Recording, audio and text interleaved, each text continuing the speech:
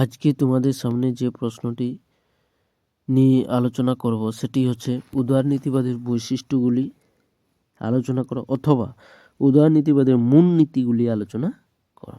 এই প্রশ্নটি এবারের জন্য অর্থাৎ 2025 সালের বিএ ফার্স্ট সেমিস্টারের জন্য খুবই একটি গুরুত্বপূর্ণ প্রশ্ন। তাহলে চলো আসা যাক এই প্রশ্নটি আলোচনার জন্য। প্রথমে আমরা যে কোনো বড় প্রশ্নের ক্ষেত্রে উত্তর লেখার আগে আমরা একটা ইন্ট্রোডাকশন বা ভূমিকা লিখব। রাষ্ট্রচিন্তার ইতিহাসে উদারনীতিবাদ একটি অত্যন্ত গুরুত্বপূর্ণ রাজনৈতিক দর্শন। উদারনীতিবাদ বা লিবারেলিজম শব্দটি ল্যাটিন শব্দ লিবার থেকে এসেছে। তাহলে কি বলা আছে যে এই যে উদারনীতিবাদ বা লিবারেলিজম, উদারনীতিবাদের ইংরেজিতে লিবারেলিজম বলা হয় উদারনীতিবাদকে। তাহলে এই যে লিবারেলিজম বা উদারনীতিবাদ এই শব্দটি ল্যাটিন শব্দ লিবার থেকে এসেছে। লিবার কথাটির অর্থ হলো স্বাধীনতা। সুতরাং উদারনীতি কথাটি অর্থাৎ লিবার কথাটির অর্থ হলো ব্যক্তি স্বাধীনতার নীতি। অর্থাৎ যে মতবাদ ব্যক্তির স্বাধীন চিন্তা ও স্বাধীন মত প্রকাশের উপর গুরুত্ব আরোপ করে স্বাধীনতার অধিকার ও ব্যক্তিগত সম্পত্তির অধিকারকে ব্যক্তির ব্যক্তিত্ব বিকাশের প্রধান উপায় বলে মনে করা হয় তাকে উদারনীতিবাদ বলে। অর্থাৎ আমরা কি বলছি, যে মতবাদ ব্যক্তির স্বাধীন চিন্তা অর্থাৎ প্রতিটি ব্যক্তি স্বাধীনভাবে চিন্তা চেতনা করতে পারবে এবং স্বাধীনভাবে মত প্রকাশ করতে পারবে, এই মত প্রকাশের উপর গুরুত্ব আরোপ করে বা তাদের মত প্রকাশকে প্রাধান্য দিয়ে স্বাধীনতার অধিকার এবং ব্যক্তিগত সম্পত্তির অধিকারকে ব্যক্তির ব্যক্তিত্ব বিকাশের প্রধান উপায় বলে মনে করা হয় তাকেই আমরা উদারনীতিবাদ বলব। অর্থাৎ সহজ করে বলা যায় যে মতবাদ ব্যক্তির স্বাধীন চিন্তা স্বাধীন মত প্রকাশের উপর গুরুত্ব আরোপ করছে এবং স্বাধীনতার অধিকার ও ব্যক্তিগত সম্পত্তির অধিকারকে আমরা কি করছি যে প্রতিটি ব্যক্তির ব্যক্তিত্ব বিকাশের পক্ষে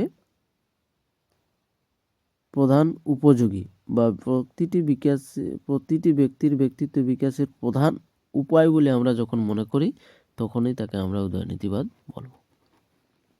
উদারনীতিবাদকে প্রধানত দুটি ভাগে ভাগ করা যায়। একটা আছে সনাতনী উদারনীতিবাদ বা সনাতনী উদারনীতিবাদকে আমরা আবার প্রাচীন উদারনীতিবাদ বা যেটা আছে পুরাতন উদারনীতিবাদ বলবো। আর 2 নম্বর হচ্ছে যেটা আধুনিক উদারনীতিবাদ। সনাতন উদারনীতিবাদের প্রবক্তা কারা হচ্ছে John Locke, Herbert Spencer, Bentham, James Mill, John Stuart Mill এবং এরা রয়েছে। এছাড়া অ্যাডাম স্মিথ ও রিকার্ডো এই দুজন হলেন অর্থনীতিবিদ। তারাও সনাতন উদারনীতিবাদের পক্ষে যুক্তি প্রদর্শন করেন। জন স্টুয়ার্ট মিল তার একটা বিখ্যাত গ্রন্থ যেটার নাম হচ্ছে অন লিবার্টি। এই গ্রন্থটির নাম পরীক্ষায় প্রতি বছরই এসে থাকে যে অন লিবার্টি গ্রন্থটি কার রচনা। উত্তর হবে জন স্টুয়ার্ট মিল। এই প্রশ্নটি বারবার ঘুরিয়ে ফিরে পরীক্ষায় আসে, তাই তোমাদেরকে এই গ্রন্থটি কার রচনা সেটা মনে রাখতে হবে যে অন লিবার্টি গ্রন্থটির রচয়িতা হলেন জন স্টুয়ার্ট মিল। তো তিনি এই অন লিবার্টি গ্রন্থে বলেছেন যে মানুষ তার নিজের উপর, তার দেহ ও মনের উপর সম্পূর্ণ স্বাধীন। এই কোটেশনটাও আবার পরীক্ষায় দিয়ে থাকে যে মানুষ কি হচ্ছে যে প্রতিটি মানুষ তার নিজের উপর, তার দেহ ও মনের উপর সম্পূর্ণ স্বাধীন। রাষ্ট্রকে তিনি কি বলেছেন? রাষ্ট্রকে তিনি প্রয়োজনীয় অথচ ক্ষতিকারক প্রতিষ্ঠান বলেছেন। তিনি রাষ্ট্রকে এখানে প্রয়োজনীয়, রাষ্ট্র ঠিক প্রয়োজন বা প্রয়োজনীয়তা আছে কিন্তু সে একটা ক্ষতিকারক প্রতিষ্ঠান, এই বলে তিনি অভিহিত করেছেন তার অন লিবার্টি গ্রন্থে। 2 নম্বর যেটা আছে আধুনিক উদারনীতিবাদ। 19বিংশ শতাব্দীর দ্বিতীয়ার্ধে সনাতন উদারনীতিবাদের বিরুদ্ধে অর্থাৎ সনাতন বা এই যে পুরনো উদারনীতিবাদ বা প্রাচীন উদারনীতিবাদ, এই প্রাচীন উদারনীতিবাদের বিরুদ্ধে এক প্রতিক্রিয়ার সৃষ্টি হয়। আর এই প্রতিক্রিয়ার ফলে এক নতুন যে উদারনীতিবাদের কথা বলা হয় সেটাই আছে আধুনিক উদারনীতিবাদ। তাহলে 19বিংশ শতাব্দীর দ্বিতীয়ার্ধে সনাতন উদারনীতিবাদের বিরুদ্ধে এক প্রতিক্রিয়ার সৃষ্টি হয়। সামাজিক কল্যাণের উদ্দেশ্যে অর্থাৎ সমাজ যাতে আরও ভালো হয় বা সমাজ যাতে আরও ভালোভাবে পরিচালিত হয় বা সমাজের যাতে আরও মঙ্গল হয়, সেই উদ্দেশ্য অবাধ ব্যক্তি স্বাধীনতার নিয়ন্ত্রণ এবং রাষ্ট্রীয় হস্তক্ষেপের প্রয়োজনে যে মতাদর্শ গড়ে ওঠে তা আধুনিক উদারনীতিবাদ নামে পরিচিত। অর্থাৎ এখানে উদারনীতিবাদ আগেই বলেছে যে ব্যক্তি স্বাধীনতা থাকবে আর সেখানে রাষ্ট্রীয় কোনো হস্তক্ষেপ করতে পারবে না। কিন্তু আধুনিক উদারনীতিবাদে বলছে না, অবাধ ব্যক্তি স্বাধীনতার নিয়ন্ত্রণ মানে অর্থাৎ ব্যক্তির যে স্বাধীনতা সেটা যে অবাধ মানে তার কোনো বাধা নাই, সেটার উপর কিন্তু নিয়ন্ত্রণ একটা থাকবে এবং রাষ্ট্র যে হস্তক্ষেপ করবে এবং রাষ্ট্রীয় যে হস্তক্ষেপের যে প্রয়োজন বা রাষ্ট্র তাকে কন্ট্রোল করবে, সেই প্রয়োজনে যে মতাদর্শ গড়ে ওঠে তাকে আমরা আধুনিক উদারনীতিবাদ বলব।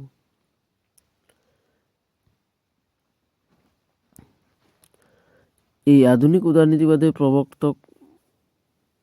প্রবক্তা কারা কারা হচ্ছে? গ্রিন, জন স্টুয়ার্ট মিল, বার্কার, লাস্কি প্রমুখ আধুনিক উদারনীতিবাদের অন্যতম প্রবক্তা। এইবারে আমরা এই প্রশ্নটির মূল ডিসকাশনে আসবো যে উদারনীতিবাদের মূল বৈশিষ্ট্যগুলি আলোচনা করো অথবা যে উদারনীতিবাদের মূল নীতিগুলি উল্লেখ করো।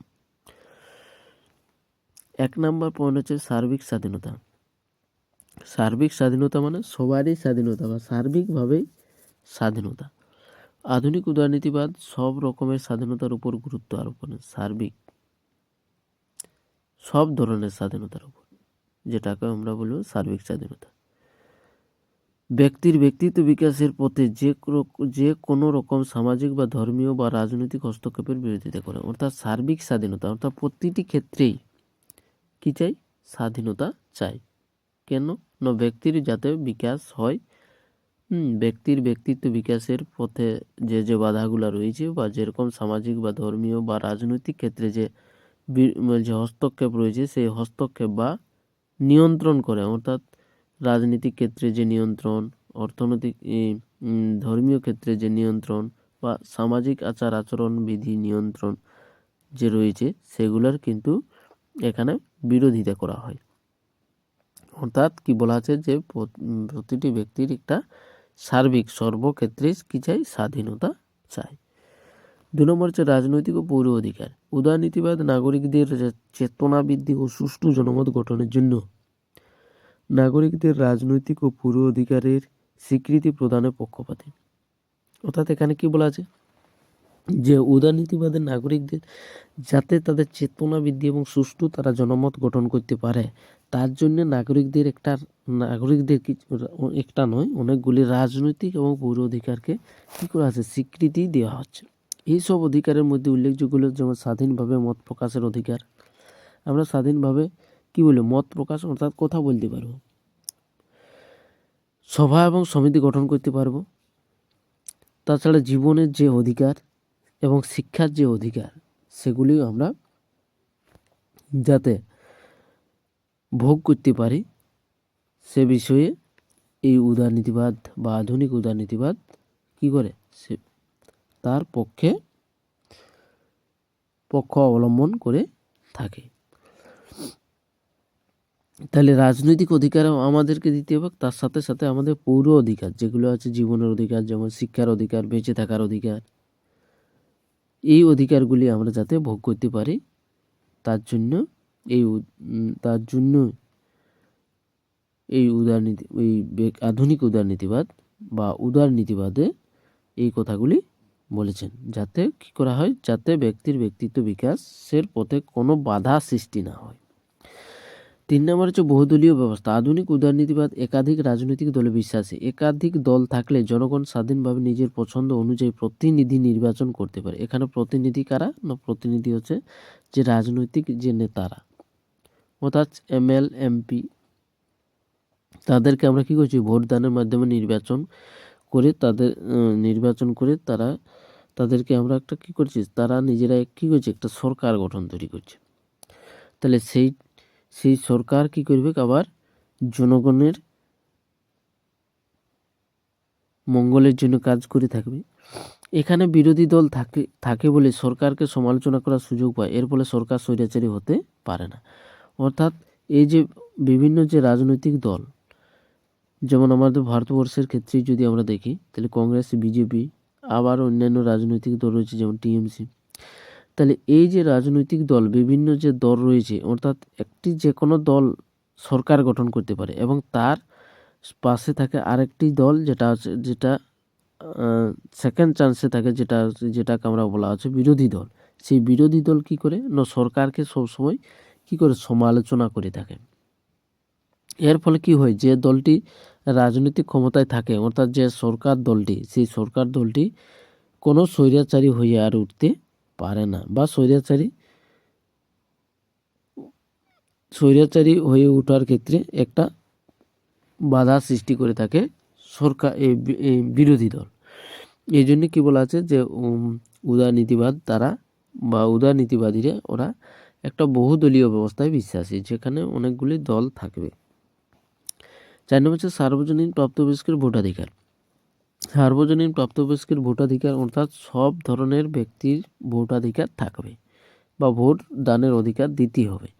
উদারনীতিবাদ সর্বজনীন প্রাপ্তবয়স্কের ভোটাধিকারকে স্বীকার করে, তাই জাতি, ধর্ম, বর্ণ নির্বিশেষে সকলেই ভোটাধিকার লাভ করে। অর্থাৎ যাতে কোনো সব জাতিই যাতে বা সব ধর্মের মানুষই যাতে বা সব বর্ণের মানুষই যাতে ভোট দিতে পারে এবং ভোট দানের মাধ্যমে তাদের প্রতিনিধিকে নির্বাচন করতে পারে, সে বিষয়ে এই উদারনীতিবাদীরা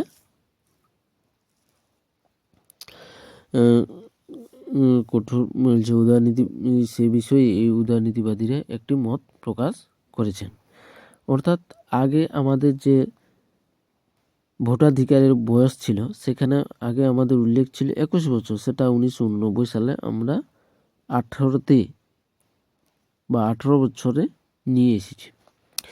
5 নম্বর হচ্ছে সরকার পরিবর্তন। উদারনীতিবাদের অন্যতম নীতি হলো শান্তিপূর্ণ এবং সাংবিধানিক উপায়ে নির্বাচনের মাধ্যমে সরকার পরিবর্তন করা। তাহলে সরকারকে এই যে পরিবর্তন করতে হবে, অর্থাৎ এক সরকার আছে ক্ষমতায়, সেই সরকারকে চেঞ্জ করতে হবে কীভাবে না, সেই চেঞ্জ বা পরিবর্তন করতে হবে শান্তিপূর্ণ এবং সাংবিধানিক উপায়ে। আর সেটা কি করতে হবে না, নির্বাচনের মাধ্যমে সরকারটাকে পরিবর্তন করতে হবে। তাই আমরা কি করেছি যে প্রতি 5 বছর অন্তর ভোটের মাধ্যমে কি করি, সরকার পরিবর্তনের একটা বা সরকারকে চেঞ্জ করার একটা পদ্ধতি নিয়ে এসেছি। অর্থাৎ সেই পদ্ধতি হচ্ছে ভোটাধিকার। অর্থাৎ ভোটাধিকারের মাধ্যমে দ্বিতীয় সরকার যদি সংখ্যাগরিষ্ঠতা ক্ষমতা অর্জন করতে না পারে, তাহলে সেই সরকারকে আমরা কি করতে পারি, চেঞ্জ করতে পারি বা পরিবর্তন করতে পারি এবং নতুন সরকার গঠন করতে পারি। তাই এই যে সরকারটাকে পরিবর্তন করতে হবে, তো এই সরকার পরিবর্তন শুধুমাত্র সাংবিধানিক উপায়ে নির্বাচনের মাধ্যমে করতে হবে। এই পন্থায় উদারনীতিবাদীরা বিশ্বাসী। নিরপেক্ষ আদালত। আধুনিক উদারনীতিবাদ আইনের অনুশাসনের উপর প্রতিষ্ঠিত। এখানে আইনের অনুশাসন কাকে বলে না, আইনের অনুশাসন হচ্ছে যে আইনের চোখে সবাই সমান, একজন ঝাড়ুদার থেকে একজন ব্যারিস্টার পর্যন্ত সবাই আইনের দ্বারা সমানভাবে এবং সমভাবে রক্ষিত হবে এবং সবার জন্য একই বা অভিন্ন বিধি চালু থাকবে। এটাই হচ্ছে আইন অনুশাসনের মূল অর্থ।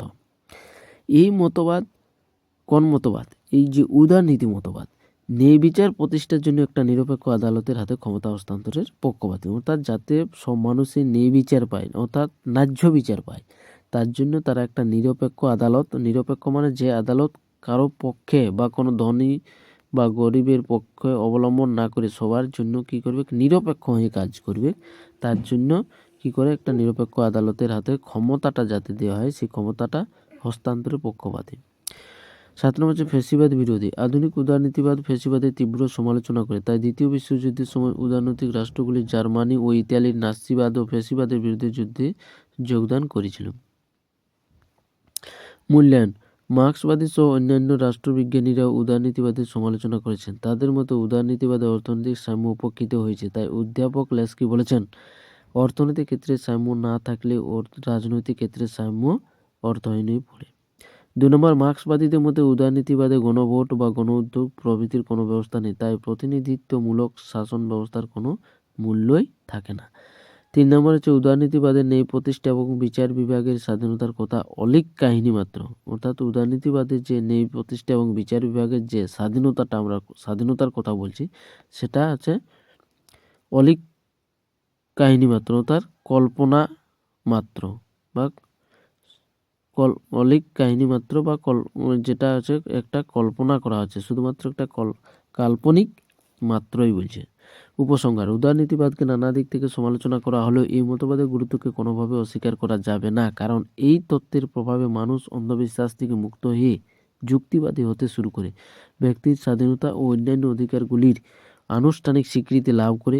এই মতবাদের ফলে ব্যক্তি ও রাষ্ট্রের মধ্যে পারস্পরিক একটি সম্পর্ক গড়ে ওঠে। Thank you watching for this video.